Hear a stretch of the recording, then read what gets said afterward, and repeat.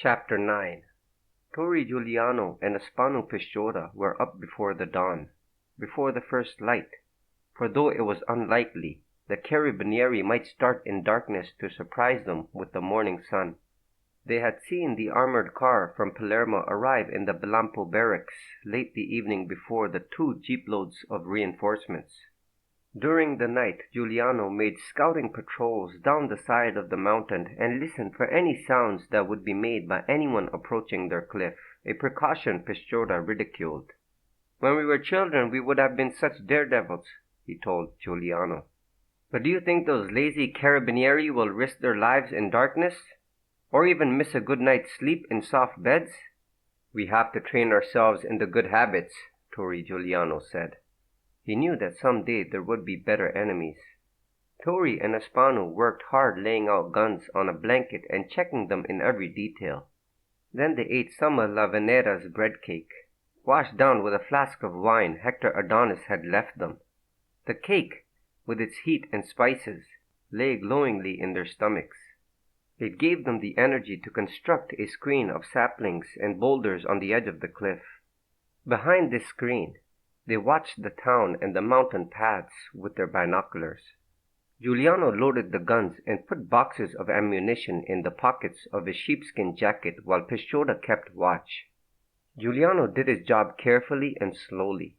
He even buried all the supplies and covered the ground with huge rocks himself. He was never to trust anyone to check these details. So it was Pisciotta who spotted the armored car leaving the Bellampo Barracks. "You're right," Pisciotta said. "The car is going down the Castellamare plain away from us."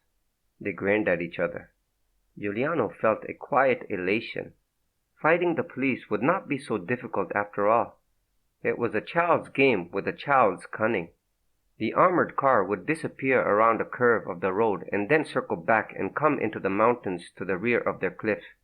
The authorities must know about the tunnel and expect them to use it to escape and run right into the armored car and its machine guns.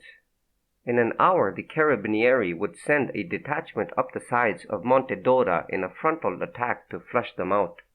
It helped that the police thought of them as wild youths, simple outlaws. The scarlet and gold flag of Sicily that they flew from the cliff edge confirmed their careless impudence, or so the police would think. An hour later, a troop van and a jeep carrying the Maresciallo Roccofino left through the gates of the Bellampo Barracks. The 2 vehicles traveled leisurely to the foot of Monte Dora and stopped to unload. 12 carabinieri armed with rifles deployed on the tiny paths that led up the slope. Maresciallo Roccofino took off his braided cap and pointed it toward the scarlet and gold flag flying over the cliff above them. Turi Guiliano was watching through the binoculars from behind the screen of saplings. For a moment he worried about the armored car on the other side of the mountain. Would they have sent up some men the opposite slope? But those men would take hours to climb. They could not be close. He put them out of his mind and said to Pisciotta, "Aspanu, if we're not as clever as we think, we won't be going home to our mothers and a plate of spaghetti this night, as we used to do when we were children." Pisciotta laughed. "We always hated going home, remember? But I have to admit, this is more fun. Shall we kill a few of them?" "No," Guiliano said. "Fire over their heads." He thought about how Pisciotta disobeyed him 2 nights before. He said, "Aspanu, obey me. There's no point in killing them. They can't serve any purpose this time." They waited patiently for an hour. Then Guiliano pushed his shotgun through the screen of saplings and fired twice. It was amazing how that straight, confident line of men scattered so quickly, like darting ants disappearing into the grass. Pisciotta fired his rifle 4 times. Some puffs appeared in different parts of the slope as the carabinieri fired back. Guiliano put down his shotgun and took up the binoculars. He could see the Maresciallo and his sergeant working a radio communications set. They would be contacting the armored car on the other side of the mountain, warning them that the outlaws would be on their way. He picked up his shotgun again and fired twice, then said to Pisciotta, "It's time to leave." The 2 of them crawled to the far side of the cliff, out of view of the advancing carabinieri. then slid down the boulder-strewn slope, rolling for 50 yards before they came to their feet, weapons ready. Crouched low, they ran down the hill, stopping only for Guiliano to observe the attackers through his binoculars. The carabinieri were still firing up at the cliff, not realizing the two outlaws were now on their flanks. Guiliano led the way down a tiny, hidden path through massive boulders and entered a little forest. They rested for a few minutes and then they both started running down the path swiftly and silently. In less than an hour they emerged onto the plain that separated the mountains from the town of Montelepre. But they had circled around to the far side of the town. It lay between them and the troop-carrying van. They hid their weapons under their jackets and walked across the plain, looking like two peasants on their way to work in the fields. They entered Montelepre at the top of the Via Bella, only 100 yards from the Bellampo Barracks. At that same moment the Maresciallo Roccofino ordered his men to continue climbing the slopes toward the flag on the edge of the cliff. There had been no answering fire for the last hour, and he was sure the two outlaws had fled through their tunnel and were now going down the other side of the mountain toward the armored car. He wanted to close the trap. It took his men another hour to reach the cliff edge and tear down the flag. Maresciallo Roccofino went into the cave and had the boulders pushed aside to open up the tunnel. He sent his men down that stone corridor and down the other side of the mountain to rendezvous with the armored car. He was astounded when he found that his quarry had escaped him. He broke up his men into searching and scouting parties. Sure, they would flush the fugitives from their holes.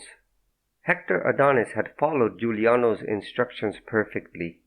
At the top of the Via Bella was a painted cart, the ancient legends covering every inch, inside and out. Even the spokes of the wheels and the rims were painted with tiny armored figures so that when the wheels rolled, they cleverly gave the illusion of men whirling in combat. The shafts, too, were colored in bright red curlicues with silver dots. The cart looked like a man with tattoos that covered every inch of his body. Between the shafts stood a sleepy white mule.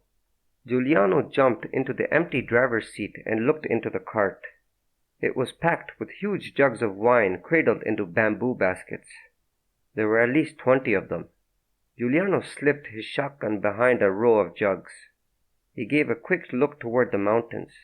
There was nothing to be seen, except the flag still flying. He grinned down at Pisciotta. "Everything is in place," he said. "Go and do your little dance." Pisciotta gave a little salute, serious yet mocking, buttoned his jacket over his pistol, and started walking toward the gates of the Bellampo Barracks. As he walked, he glanced down the road that led to the Castellamare, just to make sure there was no armored car on its way back from the mountains. High up on the cart seat, Turi Guiliano watched Pisciotta walk slowly across the open field and onto the stone path that led to the gate. Then he looked down the Via Bella. He could see his house, but there was nobody standing in front of it. He had hoped he might catch a glimpse of his mother. Some men were sitting in front of one of the houses, their table and wine bottles shaded with an overhanging balcony. Suddenly he remembered the binoculars around his neck and he unclipped the strap and threw them into the back of the cart. A young carabinieri stood guard at the gate, a boy no more than 18. His rosy cheeks and hairless face proclaimed his birth in the northern provinces of Italy. His black uniform with white piping, baggy and untailored, and his braided fiercely military cap gave him the look of some puppet or clown. Against regulations, he had a cigarette in his adolescent Cupid's bow mouth. Approaching on foot, Pisciotta felt a surge of amused contempt. Even after what had happened in the last few days, the man did not have his rifle ready. The guard only saw a scruffy peasant who dared to grow a mustache more elegant than he deserved. He said roughly, "You there, you lump! Where do you think you're going?" He did not unsling his rifle. Pisciotta could have cut his throat in a second. Instead, he tried to look obsequious, tried to suppress his mirth at this child's arrogance. He said, "If you please, I wish to see the Maresciallo. I have some valuable information." "You can give it to me," the guard said.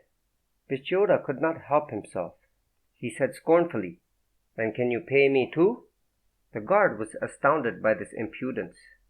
Then he said contemptuously but a little warily, "I wouldn't pay you a lira if you told me Jesus had come again." Pisciotta grinned. "Better than that. I know where Turi Guiliano has come again, the man who bloodied your noses."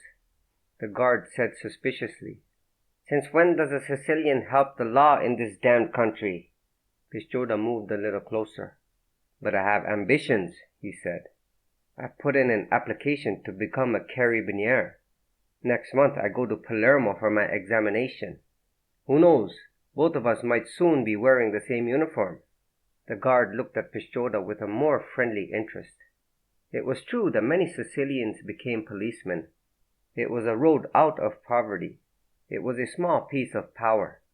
It was a well-known national joke that Sicilians became either criminals or policemen and that they did equal damage on both sides. Meanwhile, Pisciotta was laughing inwardly at the thought that he would ever become a carabinieri.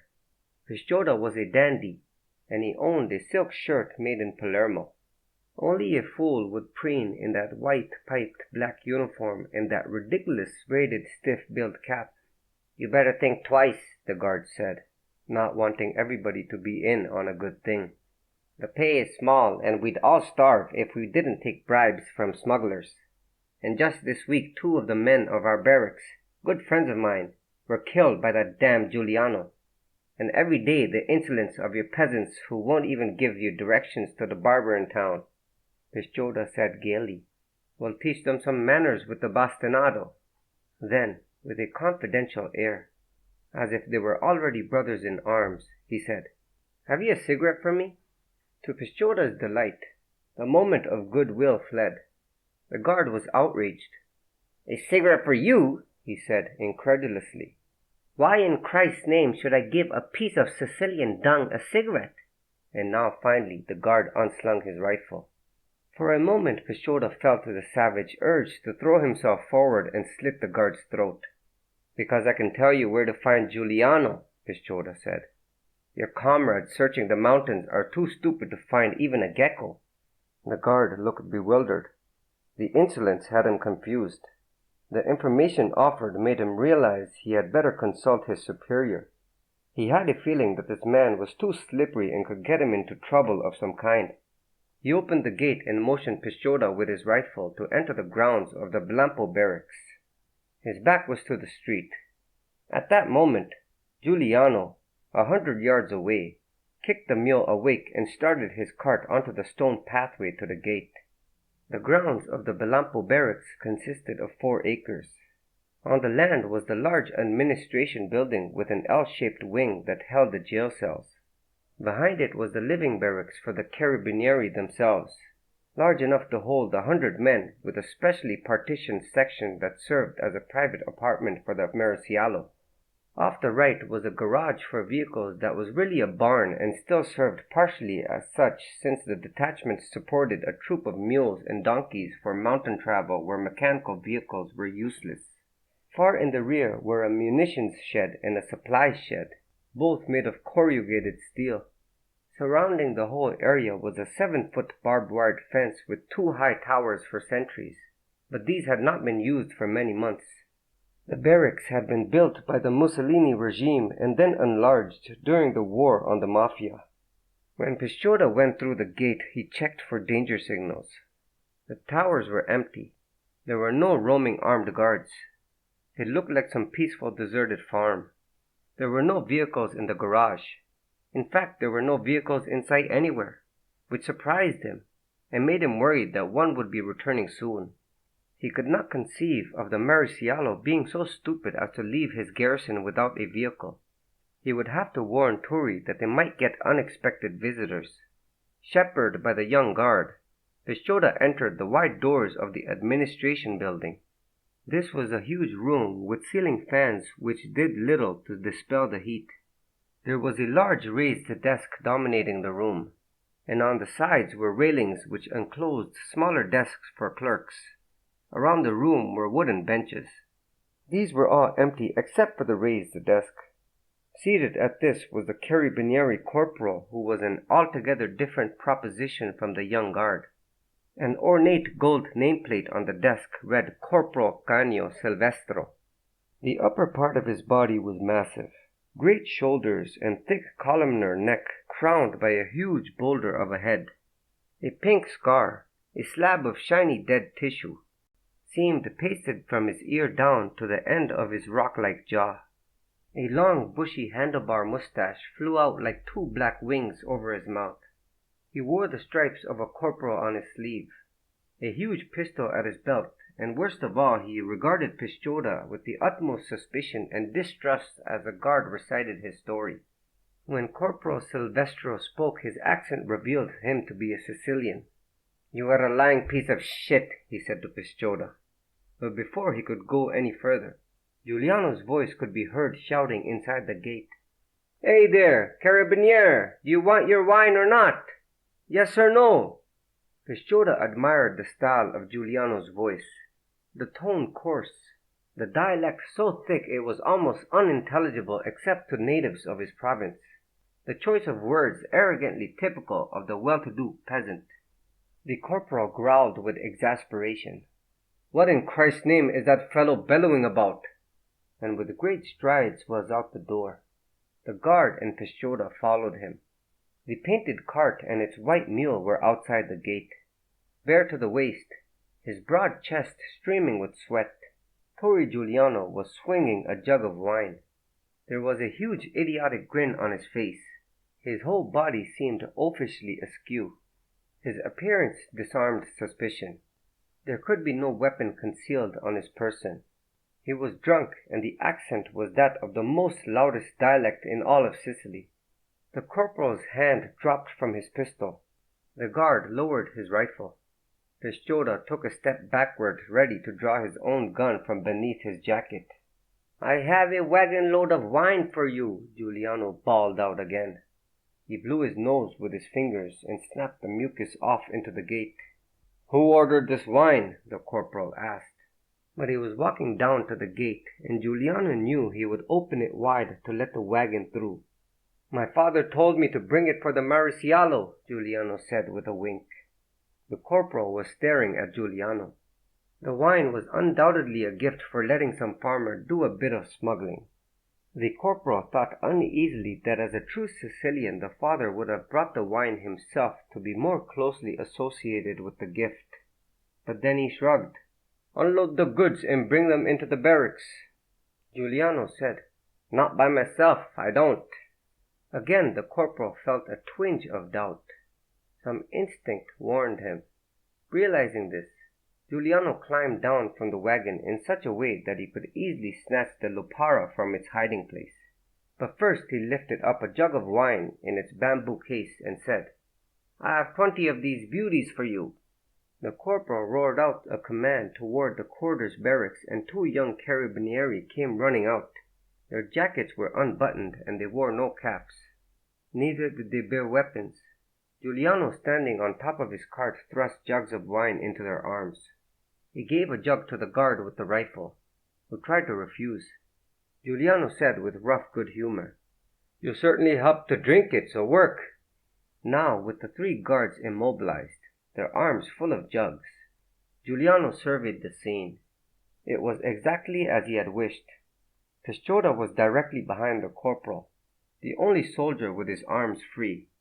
Guiliano scanned the slopes.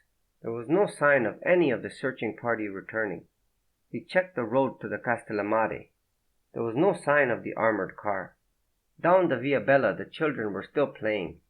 He reached into the wagon and pulled out the lupara and pointed it at the astonished corporal. At the same time, Pisciotta pulled the pistol from beneath his shirt. He pressed it against the corporal's back. "Don't move an inch," Pisciotta said, "or I'll barber that great mustache of yours with lead." Guiliano kept the lupara on the other 3 frightened guards. He said, "Keep those jugs in your arms and everybody go into the building." The armed guard, hugging the jug, let his rifle drop to the ground. Pisciotta picked it up as they moved inside. In the office, Guiliano picked up the name plaque and admired it. "Corporal Canio Silvestro. Your keys, please, all of them." The corporal's hand rested on his pistol and he glared at Guiliano. Pisciotta knocked his hand forward and plucked out his weapon. The corporal turned and gave him a cold, examining stare that was deadly. Pisciotta smiled and said, "Excuse me." The corporal turned to Guiliano and said, "My boy, run away and become an actor. You're very fine. Don't go on with this. You'll never escape. The Mariciallo and his men will be back before nightfall and will hunt you to the ends of the earth. Think it over, my young fellow, what it is to be an outlaw with a price on your head. I'll be hunting for you myself, and I never forget a face. I'll find out your name and dig you out if you hide yourself in hell." Guiliano smiled at him. For some reason he liked the man. He said, "But if you want to know my name, why don't you ask?" The corporal looked at him scornfully. "And you'll tell me, like an idiot?" Guiliano said, "I never lie. My name is Guiliano." The corporal put his hand to his side for the pistol Pisciotta had already removed. Guiliano liked the man more for that instinctive reaction. He had courage and a sense of duty. The other guards were terrified. This was the Salvatore Guiliano who had already killed 3 of their comrades. There was no reason to think he would leave them alive. The corporal studied Guiliano's face, memorizing it, then, moving slowly and carefully, took a huge ring of keys from a desk drawer. He did so because Guiliano had the shotgun pressed tightly against his back. Guiliano took the keys from him and tossed them to Pisciotta. "Release those prisoners," he said. In the prison wing of the administration building, in a large caged area, were 10 citizens of Montelepre who had been arrested the night of Guiliano's escape. In one of the separate small cells were the 2 locally famous bandits, Passatempo and Terranova. Pisciotta unlocked their cell doors, and they gleefully followed him into the other room. The arrested citizens of Montelepre, all neighbors of Guiliano, flooded into the office and crowded around Guiliano to embrace him with gratitude. Guiliano permitted this, but was always alert, his eyes on the captive carabinieri. His neighbors were in a delighted good humor at Guiliano's exploit. He had humiliated the hated police. He was their champion. They told him that the Mariciallo had ordered them to be bastinadoed, but the corporal had effectively stopped this punishment from being carried out by the sheer force of his character and his argument that such an action would create so much ill will that it would affect the safety of the barracks. Instead, the next morning they were to have been transported to Palermo to appear before a magistrate for interrogation. Guiliano held his lupara muzzle down to the floor, afraid that an accidental shot would go into the crowd around him. These men were all older, neighbors he had known as a child. He was careful to speak to them as he had always spoken to them. "You are all welcome to come with me to the mountains," he said. "Or you can go visit relatives in other parts of Sicily until the authorities come to their senses." He waited, but there was only silence. The 2 bandits, Passatempo and Terranova, stood aside from the others. They were extremely alert, as if poised to spring. Passatempo was a short, squat, ugly man with a gross face marked by childhood smallpox, his mouth thick and unshaped. The peasants in the countryside called him the Brute. Terranova was small and built like a ferret. Yet his small features were pleasant, his lips molded into a natural smile. Passatempo had been the typically greedy Sicilian bandit who simply stole livestock and killed for money. Terranova had been a hard-working farmer and had started his career as an outlaw when 2 tax collectors came to confiscate his prize pig. He had killed both of them, slaughtered his pig for his family and relatives to eat, and then fled into the mountains. The 2 men had joined forces, but had been betrayed and captured when they were hiding in the deserted warehouse in the grain fields of Corleone. Guiliano said to them, "You 2 have no choice. We will go into the mountains together, and then if you like, you can stay under my command or go off on your own. But for today I need your help, and you do owe me a small service." He smiled at them, trying to soften the demand that they submit to his orders. Before the 2 bandits could answer, the corporal of the carabinieri committed an insane act of defiance. Perhaps it was out of some injured Sicilian pride. perhaps out of some inborn animal ferocity, or simply that the fact that the noted bandits in his custody were about to escape enraged him. He was standing only a few paces from Guiliano, and with a surprising quickness he took a long step forward. At the same time he drew a small pistol concealed inside his shirt. Guiliano swung the lupara up to fire, but he was too late. The corporal thrust the pistol to within 2 feet of Guiliano's head. The bullet would smash directly into Guiliano's face. Everyone was frozen with shock. Guiliano saw the pistol pointed at his head. Behind it, the red raging face of the corporal was contorting its muscles like the body of a snake. But the pistol seemed to be coming very slowly. It was like falling in a nightmare. Falling forever, and yet knowing it was only a dream and that he would never hit the bottom. In the fraction of a second before the corporal pulled the trigger, Guiliano felt an enormous serenity and no fear. His eyes did not blink when the corporal pulled the trigger.